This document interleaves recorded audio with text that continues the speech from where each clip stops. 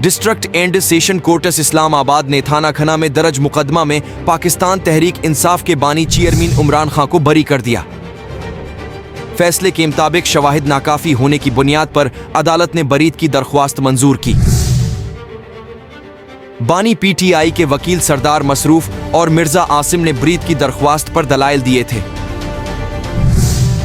خیال رہے کہ مارچ میں ڈسٹرکٹ اینڈ سیشن کورٹس اسلام آباد نے لانگ مارچ کے دوران احتجاج اور توڑ پھوڑ کے مزید 2 کیسز میں عمران خان اور سربراہ عوامی لیگ شیخ رشید سمیت 11 ملزمان کو بری کر دیا تھا۔